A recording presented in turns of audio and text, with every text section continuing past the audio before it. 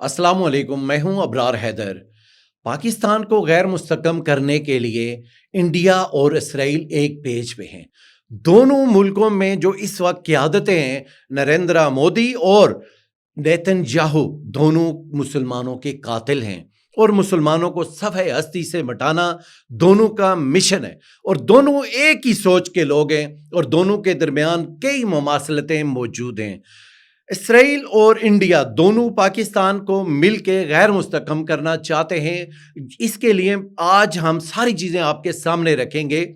बलूचिस्तान का एक बागी शख्स हरबजार मरी जब बैठा हुआ होता है और वो कभी इंडिया में होता है तो कभी इसराइल में होता है और कभी अमेरिका में होता है, कभी कहाँ होता है, लेकिन वो यरूशलेम पोस्ट में वो एक इंटरव्यू में कहता है कि हमारी मदद की जाए। हालांकि वो ऑलरेडी इंडिया और इसराइल की प्रॉक्सी है। एक और मीर दाऊद वहां पे एक बागी लीडर है जो बाहर बैठा हुआ है, वो कह रहा है दी टावर जरीदे में कि पाकिस्तान को गैर मुस्तकम करना है और उसको ईरान को हमने एटम बम नहीं बनाने देना, तो उसके लिए हमारी मदद की जाए। ये सब प्रॉक्सीज हैं इसराइल की और इंडिया की। अभी ये जो बलूचिस्तान में आलिया अरसे में आपने देखा है, तो ये सारा किसने किया? इसराइल ने। और इसके साथ कौन था? भारत।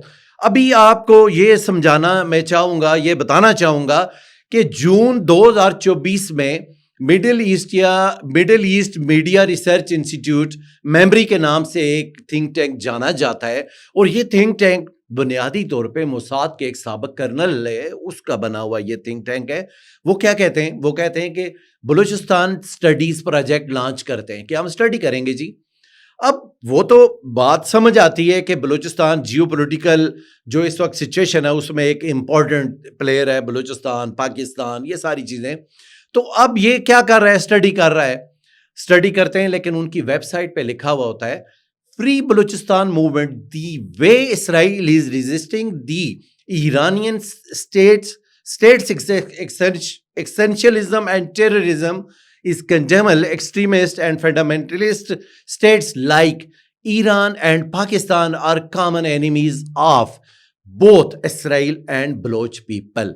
ये है असल कहानी, ये है समझने वाली बात कि एक थिंक टैंक इसराइल का बना हुआ है और वो ये कह रहा है कि इसराइल और बलोचों का दुश्मन पाकिस्तान है। ये देखें किस कदर जहर है, किस कदर सफाकियत और भयानक किस्म का किरदार है जो इसराइल इस वक्त अदा कर रहा है। इसराइल और भारत एक है। इसराइल और भारत मिलके ये जो टेररिज्म इस वक्त पाकिस्तान के अंदर हो रहा है, ये रॉ फंडेड है, मोसाद फंडेड है। ये सारा दहशतगर्दी जितनी भी हो रही है इसमें इसराइल और रॉ मुलव्वस है। अभी ये जो बलूचिस्तान में हुआ या इस वक्त इस्लामाबाद में जो बम धमाका हुआ, ये सारी चीज़ें हमें आंखें खोल के देखना होंगी। हमें इन दुश्मनों से बचना भी होगा और इन दुश्मनों को इनके घर में घुस के मारना भी होगा ताकि ये आगे ना बढ़ सकें। अगर हमने सिर्फ दफाई एक नुक्ता नज़र रखा कि हम सिर्फ अपना दफा करेंगे तो ये हमारे गिरबानों तक आएंगे। अगर हम इनके अंदर नहीं घुसेंगे तो ये लाजमन हमारे गिरबानों तक आ चुके हुए आएंगे। दहशतगर्दी आप अगर इसको एक और अंदाज से देखें तो ये एक बहुत बड़ी साजिश है। ये हमारे मुल्क के खिलाफ एक बहुत भयानक घिनौना खेल है कि जहाँ पे एक बम धमाका होगा, जहाँ एक गोली चलेगी, वहाँ फॉरेन इन्वेस्टर नहीं आएगा। कोई बंदा भी दुनिया में ऐसा हो ही नहीं सकता जो ऐसी जगह पे पैसा लगाए जहाँ पे गोली चल रही हो, जहाँ पे बम ब्लास्ट हो रहा हो।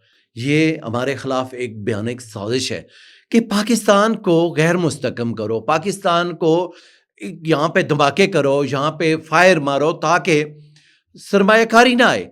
जो बैरूनी दुनिया यहाँ पे, जो कोई आलमी दुनिया यहाँ पे चार पैसे लगाना चाहती है, वो यहाँ पे पैसे ना लगा सके। अभी ये कैसे मुमकिन है कि इसराइल और अमेरिका यहाँ पे दहशतगर्दी कर रहे हों और हम उन्हें छोड़ दें या हम उनसे सरफ नज़र करें? ऐसा हो नहीं सकता। हमें आगे बढ़ना होगा। अभी ये जो बलूचिस्तान का मैं आपको बताना ज़रूरी समझता हूँ कि बलूचिस्तान की जो ڈیموگرافی ہے وہ کچھ اور طرح کی ہے. جو ایک تاثر دنیا میں دیا جاتا ہے کہ وہاں پہ علیحدگی پسند بلوچ جو ہیں وہ اکثریت میں، ایسا ہرگز نہیں ہے. وہاں پہ کاکڑ قبائل ہیں، مگسی قبائل ہیں، ایون مینگل قبائل ہیں، مری قبائل ہیں، بگٹی قبائل ہیں، زہری قبائل ہیں. یہ اس میں یہ ہرگز ضروری نہیں ہے کہ وہ قبائل جو بلوچ قبائل ہیں وہ کوئی خدا نخواستہ پاکستان کے خلاف ہے. ایسا ہرگز نہیں ہے. یہ تو اسرائیل اور انڈیا مل کے یہ دنیا میں یہ چیزیں پھیلا رہے ہیں، اور اپنے جو ایجنٹس ہیں ان کے ذریعے یہ دنیا میں یہ چیزیں، یہ منفی پروپیگنڈا پھیلا رہے ہیں. یہ چند لوگ ہیں، چند سو ہوں گے، چند ہزار ہوں گے جو پاکستان دشمن ہے، جو انڈیا کے ایجنٹ ہے، جو اسرائیل کے ایجنٹ ہے. یہ چند ہزار ہوں گے. لیکن جو قبائل ہیں بلوچستان کے، وہ قبائل ہرگز پاکستان کے دشمن نہیں ہے. اس کی وجہ کیا ہے؟ میں آپ کو بتانا چاہتا ہوں کہ اس کی وجہ کیا ہے. ڈیرہ اسماعیل خان آپ اگر آ جائیں، اگر آپ مظفر گڑھ چلے جائیں، اگر آپ سندھ میں چلے جائیں، تو آپ کو لگاری میں ملیں گے، زرداری بھی ملیں گے، آپ کو مگسی بھی ملیں گے. یہ بلوچ قبائل، آپ کو پتہ ہے کہ پاکستان میں یہ خاص طور پہ پنجاب اور سندھ میں 5 کروڑ سے زائد، یہ بات ذہن میں رکھیے گا کہ 5 کروڑ سے زائد بلوچ آباد ہیں. یہ بلوچ کون سے بلوچ؟ جو جل مگسی سے آئے ہوئے ہوں گے، جو کلات سے آئے ہوئے ہوں گے، جو خاران سے آئے ہوئے ہوں گے، گوادر سے آئے ہوئے ہوں گے. یہ وہ بلوچ ہیں جن کے آباء و اجداد نے ہجرت کی، آباء و اجداد یہاں پہ آ کے سیٹل ہو گئے. اب یہ پنجاب میں بلوچ بہت بڑی تعداد میں موجود ہیں. سندھ میں تو بلوچ، آصف علی زرداری خود بلوچ ہے. بلوچ صدر اس وقت جو ہمارے صدر ہیں وہ بلوچ ہیں. وہ زرداری خاندان بلوچ خاندان ہے.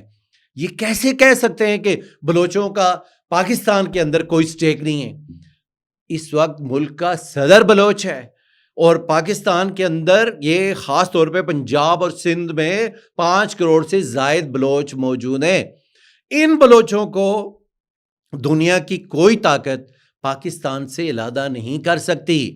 انسرجنسی ضرور کر سکتی ہے، دہشت گردی ضرور کر سکتی ہے. چونکہ ہم انڈیا کے اندر گھس کے انہیں نہیں مار رہے، ہمیں مارنا ہوگا، ہمیں انڈیا کے اندر گھسنا ہوگا. اور اس کے لیے ہرگز ضروری نہیں ہے کہ ہم کشمیر میں جائیں. نہیں، ہم پنجاب میں جا سکتے ہیں، خالستان کے لیے جا سکتے ہیں، ہم اتراکھنڈ میں جا سکتے ہیں، ہم چھتیس گڑھ میں جا سکتے ہیں. ہمیں جا کے وہاں پہ جو مارکسسٹ ہیں ان کے ساتھ بات کرنا ہوگی. وہاں جو ریاستیں 1967 میں 1972 میں کیرالا انڈیا نے زبردستی یہ ریاستیں اپنے ساتھ شامل کی، ان ریاستوں کو انڈیا سے علیحدہ کرنے کے لیے ہمیں آگے بڑھنا ہوگا. ورنہ یہ ممکن ہی نہیں ہے کہ انڈیا ہمیں معاف کرے. انڈیا ہمیں معاف کرنا تو دور کی بات ہے. ہم ایک پرامن ملک ہیں، ہم دنیا میں امن چاہتے ہیں، اپنے ملک میں بھی امن چاہتے ہیں تاکہ خوشحالی آ سکے، انسانیت کا معیار بہتر ہو سکے، بلند ہو سکے. لیکن انڈیا ایسا ہرگز نہیں سوچتا. انڈیا ہر وقت ہمیں کمزور کرنے کے لیے متحرک رہتا ہے.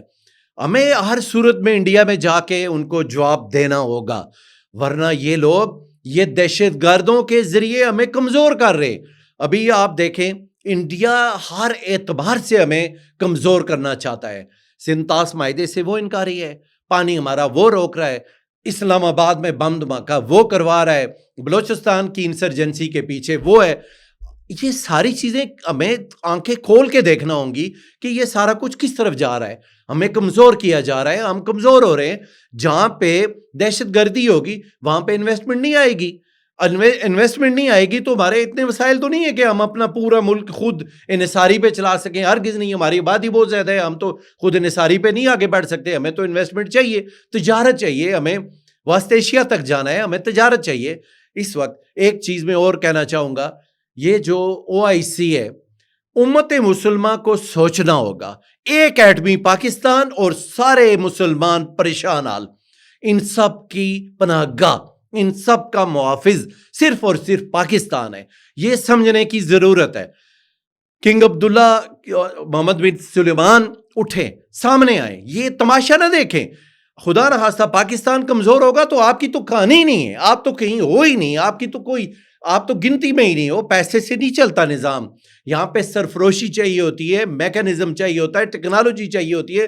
آپ کے پاس پوری دنیا کے مسلمانوں یہ ذہن میں رکھو تمہارے پاس کچھ بھی نہیں ہے. مہارت جنگی مہارت چاہیے ہوتی ہے. آپ کی کیا مہارت ہے؟ کچھ بھی نہیں ہے. پاکستان کو مستحکم کرو, یہ تمہارا محافظ ہے, یہ تمہیں تحفظ دے سکتا ہے دشمنوں سے, یہودیوں سے, یہ تمہیں تحفظ دے سکتا ہے ہندوؤں سے. یہ پاکستان کو کمزور نہ ہونے دو.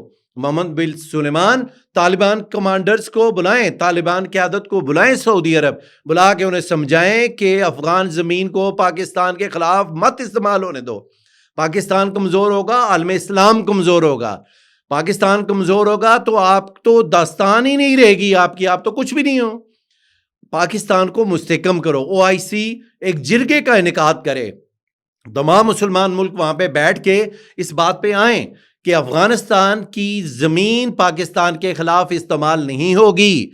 انڈیا کے مفادات کا تحفظ افغانستان سے نہیں ہوگا. افغانستان سے صرف اور صرف پاکستان کے مفادات کا تحفظ ہوگا. افغان قیادت کو بھی سوچنے کی ضرورت ہے. 80,000 ہم نے قربانیاں دیں, 80,000 ہمارے شہداء ہیں کہ افغانستان میں دنیا, امریکہ, نیٹو قبضہ نہ کر سکے. وہاں کے جو مالک ہیں اس زمین کے, وہی وہاں پہ بیٹھے. اتنی احسان فراموشی, اتنی طوطا چشمی. آپ کی آنکھیں تو بالکل دودھوں دھلی ہوئی ہیں, آپ کی آنکھوں میں تو کوئی حیا ہی نہیں ہے کہ وہاں سے دہشت گردی ہو آپ پاکستان کے اندر اور آپ کو کوئی اس میں ٹینشن نہ ہو. یہ سوچو طالبان, آپ بھی سوچو. آپ پاکستان کو کمزور کرو گے, کل آپ کا نمبر لگے گا. پاکستان کو کمزور نہ کرو, مل جل کے اسلام کو متحد رکھو, مسلمانوں کو متحد رکھو. اور امت مسلمہ یہ سوچے سمجھے کہ پاکستان ہمارا محافظ ہے, اور اس محافظ کے لیے ہر ملک, ہر مسلمان ملک اپنا حصہ ڈالے تاکہ یہ مستحکم ہو. اور یہ جتنا مستحکم ہوگا اتنی آپ کی آزادیاں اور آپ کا مستقبل محفوظ رہے گا. یہ پاکستان کے اندر جو ہماری اس وقت قومی قیادت ہے, جو بھی ہماری سیاسی جماعتیں ہیں, ان کو اس وقت ہوش کے ناخن لینے ہوں گے. ان کو ایک پیج پہ آنا ہوگا کہ سب سے پہلے پاکستان ہے تو سیاست بھی ہے, پاکستان ہے اقتدار بھی ہے, پاکستان ہے سب کچھ ہے. پاکستان کے لیے سوچیں, پاکستان کے لیے آگے بڑھیں. پاکستان کو محفوظ رکھنے کے لیے اپنی اپنی صلاحیتوں کو بروئے کار لائیں. اپنا بہت خیال رکھیے گا. اللہ حافظ.